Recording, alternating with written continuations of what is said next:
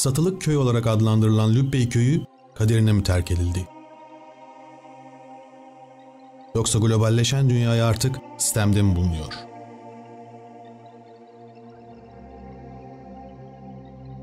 Uzun zamandır bu yalnızlık. Güneşin doğuşunda yalnızlık, batışında yalnızlık. Sadece yalnızlık var. Yalnızlık var burada hep. Yalnızlık. Yalnızlık el vermiş buraya. Sığınılan burada sadece yalnızlık.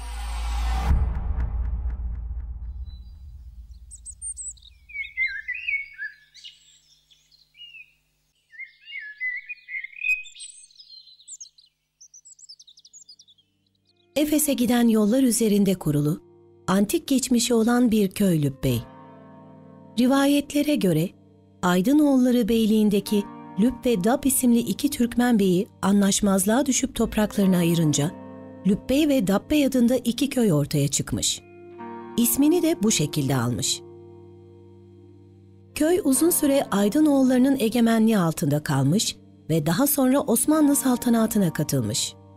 Geniş tarım arazisi bulunmaması ve Lübbey'den önce yaylaya gelen elektrik sebebiyle köy, 1985 yılından sonra terk edilmeye başlanmış. Türkmen yerleşiminin özgün karakterini taşıyan Lübbey köyünü terk etmek istemeyenlerse, şimdilerde bir hayat mücadelesi vererek geçimini tarımla sürdürmeye çalışıyor. Tüm yapıları harabeye dönmüş olan Lübbey, bu son sakinleriyle sessizce yaşamını sürdürmekte.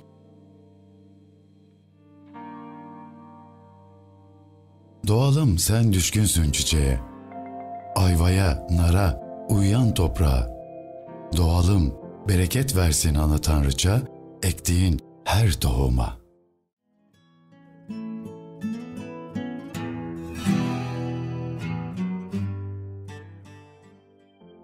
Zamanın yıkıcı etkisinden kurtulamamış virane olan köyde, yaşanmış anıları sizler için tekrar canlandırmaya çalışıyoruz ve iç içe geçen evlerden birine doğru yola çıkıyoruz. Taş yapılar, taş fırınlar, tarihi geçmişi ve geleneksel mimarideki cazibesiyle bizi karşılıyor. Yapı sağlam olsa da günümüzde doğaya direnmekte zorlanıyor. Ve yorgun düşen odalar arasında ocak başındaki kaç yıllık hatırı vardır bilinmez bir cezve. Ahşap bir dolap, rafları açık kitaplık gibi. Ocak yine yanında. Kerpiç yapı yorgun. Paslı musluk gibi her yerini zamanın izleri kaplamış. Kim bilir ne anıların tanığı evden ayrılıp, köyün en uğrak yeri olan ve günde 3-5 kişinin ziyaret ettiği kahveye doğru yola çıkıyoruz. Bir zamanlar sayıları 3 olan köy kahvelerinden geriye yalnızca biri kalmış. Ve köyün bu tek kahvesi, yaşları belki de 60'ın üzerinde olan erkeklerin tek buluşma noktası. Çatısında köyün tüm yalnızlığına rağmen bayrağımız dalgalanmaya devam ediyor. 1980'den sonra bu köyde duran kalmadı. Çamlı'ya git 80-85. Buraya elektrik yok. 98'de geliyor elektrik buraya. 45 elektrik veriliyor. 98'de şebekede elektrik geliyor. Aradaki mesafeye bak. 30 sene 40 sene evveli yaylede bizim yaylede 3 hane, 3-4 hane geliyordu. Kışın. 3 hane 4 hane geliyordu. Şimdi burada kalıyor 3 hane. Şimdi bundan bir hafta sonra burada kalacak bir iki hane, 3 hane kalıyor. Profesör gelir. Buranın araştırmacılara. Adam geliyor cami duvarından tuğla alıyor. Tuğlaya ısla diyor. Çabuk vurursa tarihi geçmiş zamana ait. 1000 yıllık, 1500 yıllık diyor. Yani tükürük geç şey olursa, çıkarsa tuğlalar yeni. 60 yıllık, 70 yıllık. Çamlı'ya yakında hepsi buradaydı. Yani eskiden dediğimiz şöyle yani 1980'den önce orada dediğim gibi Çamlı'da dedim eskiden orada 5 kişi duruyordu. Şimdi burada tersim döndü. Neydi o adam orada? Gördüm ufacık abi 60-70 kişi oturuyordu. Ben iyi biliyorum yani. Lübbey evlerinin karakteristik özellikleri tarihi bir döneme ışık tutuyor. Kızıl toprak harçlı kerpiç taş yapı, ahşap malzemelerden yapılan evler sırt sırta dayanıyor. Ve bu evlerin çatıları ilgisizliğe rağmen sağlamlığını muhafaza etmeye çalışıyor. Buraya yakın olan Birgi, 1996'dan beri doğal arkeolojik ve kentsel sit olarak koruma altında. Fakat Lübbey köyü hem restorasyon konusunda hem kültürel miras açısından hakkını alabilmiş değil. Doğal temiz hava, tarihi miras. Kurtuluş Savaşı sırasında Zeybeklerin sığındığı Lübbey köyü yalnızlığı bu kadar hak ediyor mu? Kızıl toprak harcından, kerpiçten, taştan yapılmış ve ahşap ögelerle tamamlanmış geleneksel evler arasında dolaşıp, kerpiç sıvası dökülen bir evin içine giriyoruz. Lübbey evlerinden biri daha, doğanın şartlarına ve ilgisizliğine dayanmaya çalışıyor. Yukarı çıkmaya karar veriyoruz. Yıkılmaya yüz tutmuş ahşap merdiven basamaklarından yükselerek çatılara içeriden bakıyoruz. Ocak yanında duvara yaslanmış, eski toprak güveç kapağı gözümüze çarpıyor. Bu toprak güveç içerisinde mis kokulu nice yemeklerin piştiğini tahmin bile edemiyoruz. Kiremit çatılı, birbirine yaslanan başka yapıları keşfetmek için evden ayrılıyoruz.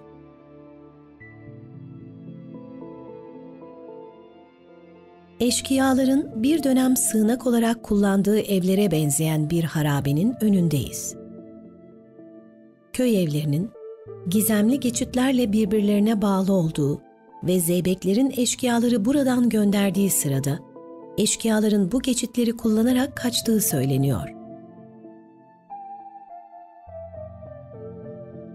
İki insan ıssız bir yolda yürüyor. İki sessiz insan. Gecenin karanlığında sadece sesi duyuluyor, ayaklar altında ezilen kuru yaprakların. Eller birbirini sıkıca sarmış. Yürekleri ise birbirine tutsak. İki insan. Sonsuza dek gidecekler öylece yaprakların üzerinden. Azalan köy nüfusu okulu da etkilemiş durumda. 1960'lı yıllarda ismi Çamyaylı olarak değiştirilse de halen Lübbey olarak anılan köyün okulundan geriye kalan 4 yıpranmış duvar ve zamana direnemeyen bir okul yazısı. Lübbey köyü kültür varlıkları kapsamında. Ancak Lübbey'de cami dışında hiçbir yapı kültür varlığı sayılmıyor. Caminin minaresi yok. Ahşaptan inşa edilmiş. Halen zamana karşı direniyor. Yakın zamanda el atılmazsa o da diğerleri gibi yıkılıp yok olabilir.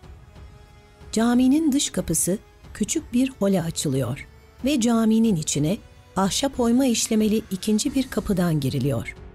Caminin duvarları peygamberlerin, halifelerin, sultanların isimleri ve doğa tasvirleriyle kalem işçiliği kullanılarak süslenmiş. Değişik çiçek motifleri, yazılar, çeşitli resimler yapılmış. Camide kubbe yok. Tavanı düz ve ahşap kaplamalı. Çatı kiremitle örtülü. Sermahvil kısmı da ahşaptan yapılmış ve bu kısımda 2 duvara işçilikle halı motifi verilmiş. Köyün tarihi gibi caminin tarihi de belli değil. Lübbey Camii'nde 2 el yazması Kur'an-ı Kerim ve İmam-ı Rabbani Ahmet Faruki Serhendi'nin yazmış olduğu Mektubat Tercümesi adlı eserin 3 cildinden birincisi bulunmaktadır.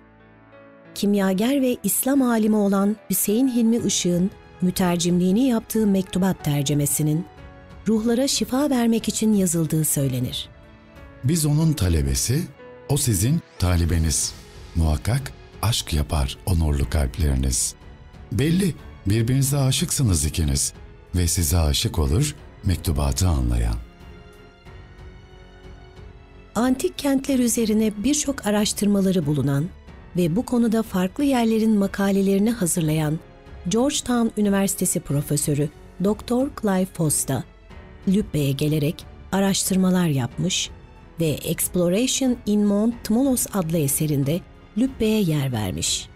Efsaneye göre antik çağda kentin önemli bir yün dokuma ve boyama merkezi olabileceğine dair işaretler var.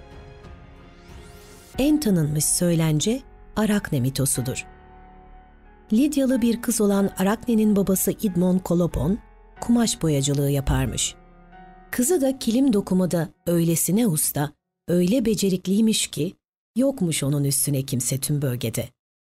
Ölümlülere el işlerinin hepsini öğretmiş olmakla geçinen Athena'yla Gergef'te boy ölçüşebileceğini ileri sürer dururmuş.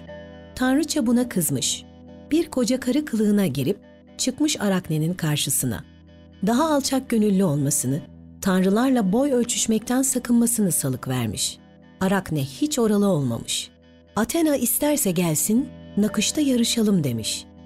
Tanrıça da o zaman kim olduğunu açıklamış ve başlamışlar Gergef başında yarışmaya. Athena, Olimpos'un 12 büyük tanrısını işlemiş nakışına. Arakne ise tanrıların pek şanlı olmayan serüvenlerini canlandırmış. Athena bakmış ki kızın nakışı kusursuz, kendisinden aşağı kalmıyor, Arakne'yi bir örümceğe çevirmiş. Sonsuza dek kendi halinde ağ örmesine sebep olmuş.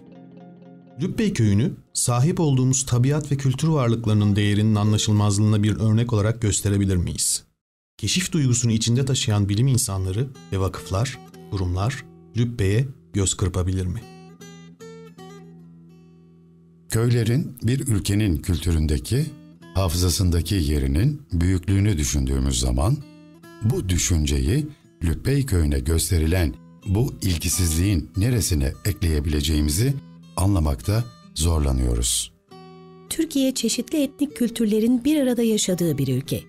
Köylerin ve çeşitliliğinin korunması adına değerler önemliyse, Lübbey neden bu kadar ilgisiz bırakılmış olabilir? Bölgenin benzer diğer yerleşimlerle karşılaştırılarak bütünleşik bir koruma önerisiyle geliştirilmesi mümkün müdür? Oluşturulacak artı değerlerle köylülerin de ekonomik ve sosyal kalkınmasının sağlanması için proje yapan var mıdır?